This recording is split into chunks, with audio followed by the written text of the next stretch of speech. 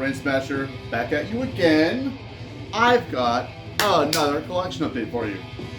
10 LPs. That's it. No more, no less. One of these particular LPs that I'm feeling very strongly about is playing behind us. Side B of the new Nechochwen, Kanawa Black. This came out on Bindron a couple of weeks ago, and it was composed, recorded, and performed entirely by these fine gentlemen. Really an homage to a lot of like traditional heavy metal riffing, but just pulling way out of context and put into a folk metal kind of template. Just riff after riff after riff after riff are so good and engaging, and they just really keep you pulled into the stories that Nechochwen are portraying.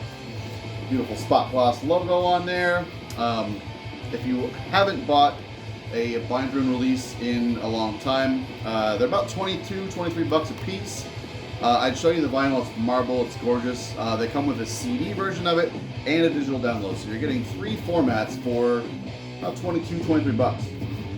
And amazing releases, amazing music. As always, I think I might like this even more than the last one, which the name is escaping me. It's right here. Man, I've been spinning this over and over and over and over again. There's fairly delicate, intimate parts on it, and there's times that are just as meaty and mighty and like steamrollery as something like Bolt Thrower. It just really has such a confident voice in all of its musical ideas. These guys are just insanely talented songwriters, and it's very clear that this was like lovingly written and crafted over many, many, many years with careful attention to just not sparing any fat on this thing. All of it is killer, zero filler. Cannot recommend this enough. I think this is going to be on quite a few year-end lists if people get around to picking it up. I think it's been doing pretty well, but I can't urge you enough. Rules. Next, I've got kind of a little treat here. This is not hitting the streets until July 15th, if I'm not mistaken. The new Mulder, Engrossed in Decay, out on Prosthetic Records. This is a promo copy of it from buddy Cal from Dryad. Thank you, bro. This thing is indulgent, ripping, lunch meat, fucking death metal. Oh, so fun. If you're not familiar at all, like they're kind of like modernizing, I guess, like an Asphyx sort of template. But just the way that these guys cleverly alternate between tempos to give their simplistic but really, really fun riffs a lot more. They get a lot of use out of their riffs by just like changing up the tempo to it and giving you these like half-speed chunky things, and then they speed it up, and it's just always like you kind of know what's gonna come, but it's just always a really fun listen. You're gonna be banging your head, pounding your fist on some lunch meat. I seriously wrecked my fucking neck last year when I saw these guys live. So fucking good. I'll show you the vinyl on this guy. So I'm sure pre-orders are up on Bandcamp, Piss Yellow, Splatter kind of deal. Engrossed in Decay, so damn good.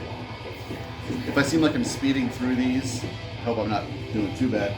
It's because I want to get through this video before we finish this side. Also, finally picked up something from these guys. This is not a metal release. Ooh, I'm diverse. Hällas from Sweden. Excerpts from a future past.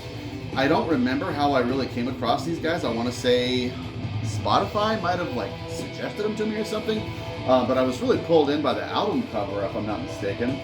And the first song on this album, The Astral Seer, is amazing.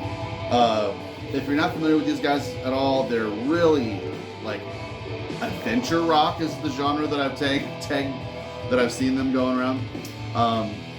Very 70s inspired, lots of Hammond organ, Think Blue Oyster Cult, yes, even Kansas, but just riff wizards. They're amazing. And I think I could be a little bit of a confirmation bias, but I feel like since these guys are from Sweden, I can hear that inherent Swedish melodicism that is just bursting through the blood of all the Swedes. What a fun listen. This thing is just riff Bible after riff Bible. It's not really heavy.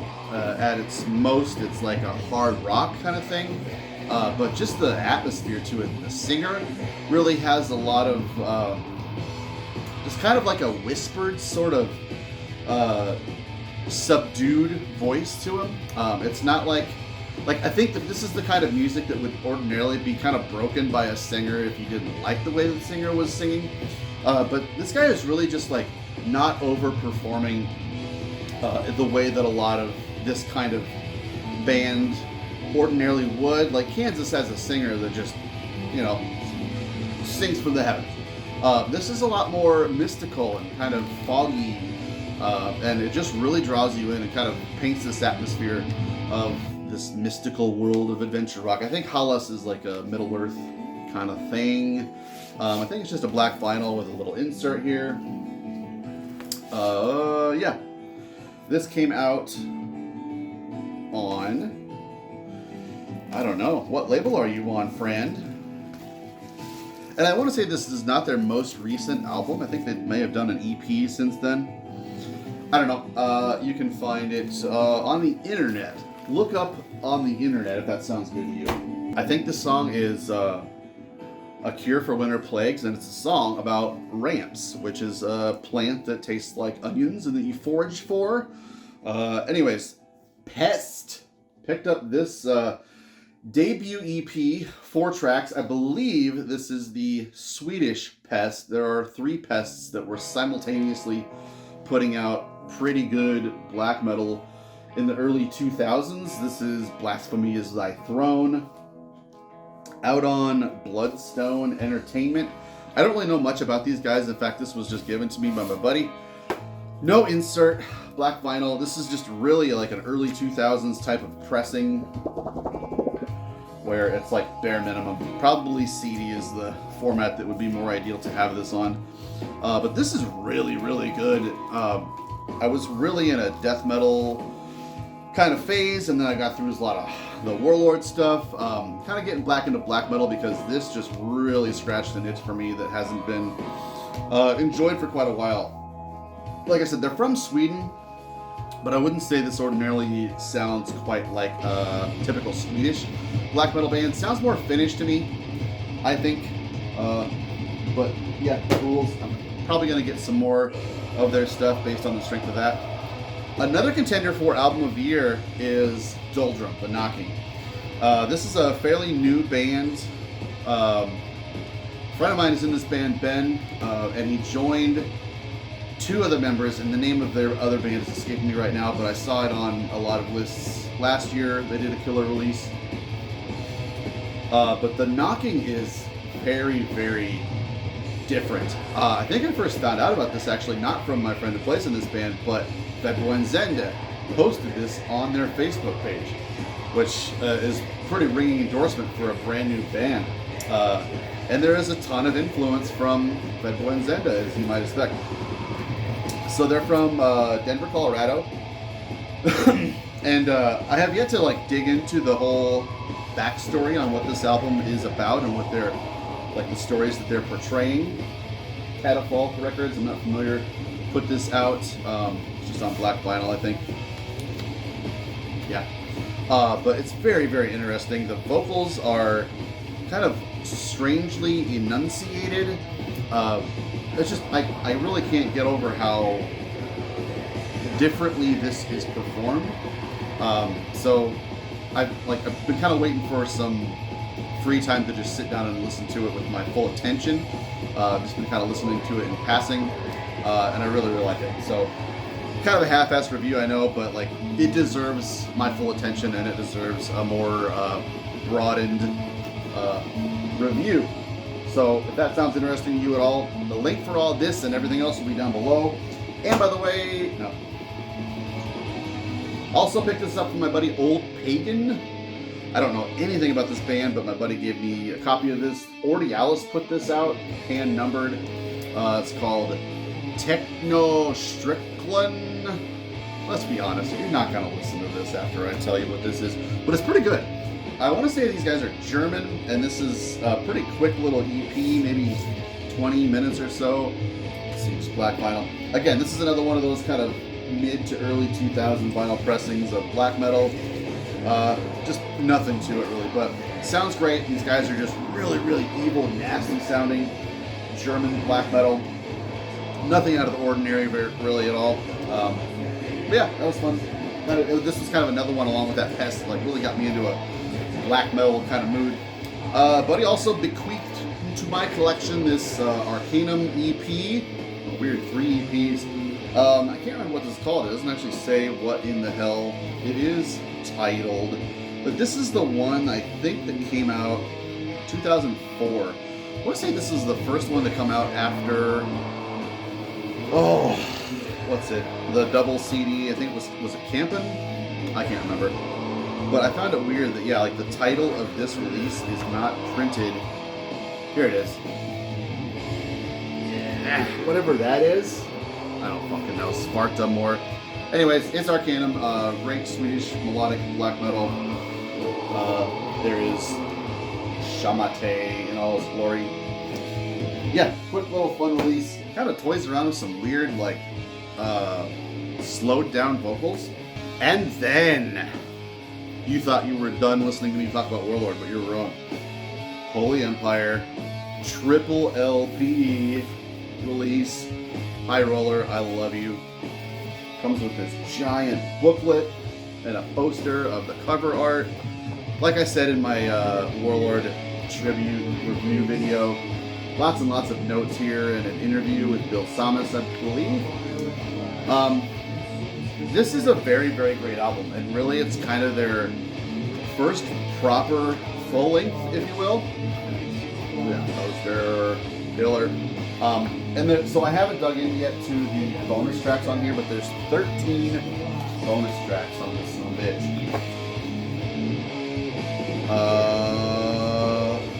Doesn't quite give much of an explanation of what they are on the back.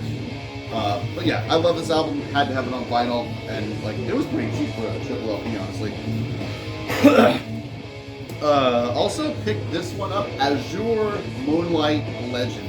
My homie Dave sent me this copy of this badass thing. I really hope that there's just like a cellar somewhere that is storing all of the lost Swedish unreleased black metal releases from the late 90s. Like that Vinterkrieg release was amazing.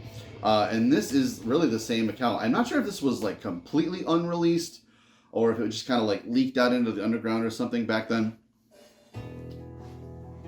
But it's been reissued. So this was originally released in 1998 or unreleased. I'm not sure what the really backstory is on it, but Vigor Deconstruct put this guy out. It's a very, very consistent full length. I mean, if you are into your Vergelmers, your Thy Primordials, your Dissections, look at that gorgeous, gorgeous vinyl. Yeah, all that kind of stuff. Killer stuff. I'm floored that there are still Swedish black metal things that are still just sitting out there unreleased for some reason. Pretty sure this is still available. Moonlight Legend rules. Super interesting songwriting. This is something completely different.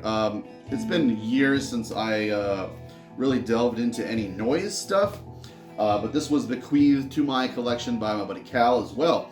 This is called Evicshen Hair Birth. I don't really know much about this project. They're out of San Francisco, I think, but actually based in the East Coast somewhere.